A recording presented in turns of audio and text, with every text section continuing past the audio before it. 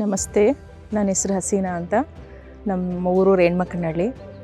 ನಮ್ಮ ಊರಿಗೆ ಹೊಸದಿಂದ ರೋಡ್ ಆಗಿದೆ. ನಂಗೆ ತುಂಬ ಖುಷಿ ಆಗ್ತಾಯಿದೆ. ನಾನು ಅಂದ್ಕೊಂಡಿರಲಿಲ್ಲ. ನಮ್ಮ MLA ಸಾರು ನಮ್ಮ ಊರಿಗೆ ಬಂದು ಒಂದು ಸಾರಿ ಮಾತು ಕೊಟ್ಟಿದ್ದರು, ನಿಮ್ಗೆ ರೋಡ್ ಹಾಕ್ಸ್ಕೊಡ್ತೀನಿ, ಮಾಡಿಕೊಡ್ತೀನಿ ಅಂತ. ಆವಾಗ ನಾನು ಅಂದ್ಕೊಂಡಿಲ್ಲ, ಯಾಕಂದರೆ ಇದಕ್ಕೆ ಮುಂಚೆ ತುಂಬ MLAರು ತುಂಬ ಜನ ಬಂದಿದ್ದಾರೆ. ಅದೆಲ್ಲ ನಂಗೆ ಹೇಳೋಕ್ಕೆ ಇಷ್ಟಪಡಲ್ಲ. ಮಾತು ಕೊಟ್ಟಿರ್ತಾಯಿದ್ರು, ಹೋಗ್ತಾಯಿದ್ರು. ಅದೇ ಸಾರ್ ಇಷ್ಟು ಬೇಗ ಮಾಡಿದ್ರಂತೆ ನಾನು ನಿಜವಾಗ್ಲೂ ನಂಗೆ ತುಂಬ ಶಾಕ್ ಆಗ್ತಾಯಿದೆ, ತುಂಬ ಖುಷಿನೂ ಆಗ್ತಾಯಿದೆ. ನಮಗೆ ಮತ್ತೆ ಇಂಥ ನಮಗೆ MLA ಬೇಕು. ನಾವು ಯಾವಾಗಲೂ ಸರ್ ನಿಲ್ತ್ಕೊಂಡ್ರೆ ನಾವು ಮುಂದೆ ಹೋಗಿ ಸಪೋರ್ಟ್ ಮಾಡಿ ಮತ್ತೆ ಇಂಥ MLA ನಮ್ಗೆ ಬೇಕು. ನಮ್ಮ ಸಾರ್ ಮತ್ತೆ ಗೆದ್ದು ಅವರು ಮಿನಿಸ್ಟರ್ ಆಗಬೇಕಂತ ನಾನು ಮನಸ್ಫೂರ್ತಿಯಾಗಿ ಕೋರ್ಕೊತೀನಿ. ನನಗೆ ನರ್ವಸ್ಸಲ್ಲಿ ಜಾಸ್ತಿ ಮಾತಾಡ್ತಾ ಇಲ್ಲ, ಬಟ್ ತುಂಬ ಖುಷಿ ಆಗ್ತಾಯಿದೆ.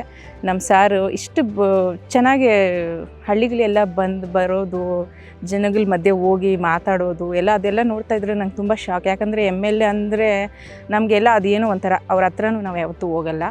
ಅವರು ಸಾರ್ ನಮಗೆ ಆ ಥರ ಫೀಲೇ ಮಾಡಿಸಲ್ಲ. ಅವರು MLA ಒಂದು ದೊಡ್ಡ ಪೊಸಿಷನಿಂದ ಬಂದಿದ್ದಾರಂತ. ಅವ್ರು ಬಂದು ನಮ್ಮ ಮಧ್ಯದಲ್ಲಿ ಕೂತ್ಕೊಂಡು ನಿಮ್ಮ ಪ್ರಾಬ್ಲಮ್ ಏನು, ನಾನು ಮಾಡ್ಕೊಡ್ತೀನಮ್ಮ, ನಾನಿದ್ದೀನಮ್ಮ ಅಂತ ಹೇಳ್ತಾಯಿದ್ರೆ ನಾವು ಏನೋ ಅನ್ಕೊತೀವಿ, ಬಟ್ ಅದು ರಿಯಲಿ ಅವ್ರು ಮಾಡಿದ್ದಾರೆ.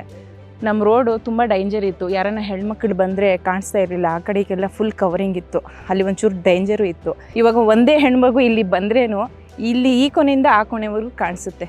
ಅದು ಮೈನ್ ಇಂಪಾರ್ಟೆಂಟ್. ನಂಗೆ ತುಂಬ ಖುಷಿ. ಅದು ಸಾರ್ಗೆ ನಾನು ಥ್ಯಾಂಕ್ಸ್ ಹೇಳಬೇಕು ಅಂದ್ಕೊತೀನಿ. ತುಂಬ ಚೆನ್ನಾಗಿ ಮಾಡಿದ್ದಾರೆ.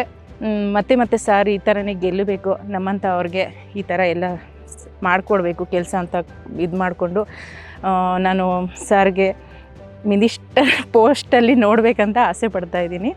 ಸರ್ ಯಾವತ್ತೂ ನೀವು ನಮಗೆ ಬೇಕು ಸರ್. ಯಾಕಂದರೆ ದೊಡ್ಡ MLAಸು ಅವರು ಇವರು ನಾವು ಅವ್ರ ಹತ್ರಕ್ಕೂ ಹೋಗೋಕ್ಕಾಗಲ್ಲ. ನೀವು ಯಾವತ್ತೂ ನಮ್ಗೆ ಫೀಲ್ ಮಾಡಿಸಿಲ್ಲ ಆ ಥರ ನೀವಂತ. ನಮ್ಮ ಮಧ್ಯದಲ್ಲಿ ಬರ್ತೀರಾ, ನಮ್ಮ ಪ್ರಾಬ್ಲಮ್ಸ್ ಕೇಳ್ಕೊತೀರಾ, ಅರ್ಥ ಮಾಡಿಕೊಂಡು ಅದು ನಾವು ಸಾಲ್ವ್ ಮಾಡಿಕೊಡ್ತೀರಾ. ನೀವು ನಾನು ನಿಮಗೆ ಮಿನಿಸ್ಟರ್ ಆಗಬೇಕಂತ ಕೋರ್ಕೊತಾ ಇದ್ದೀನಿ ಸರ್, ಮನಸ್ಫೂರ್ತಿಯಾಗಿ.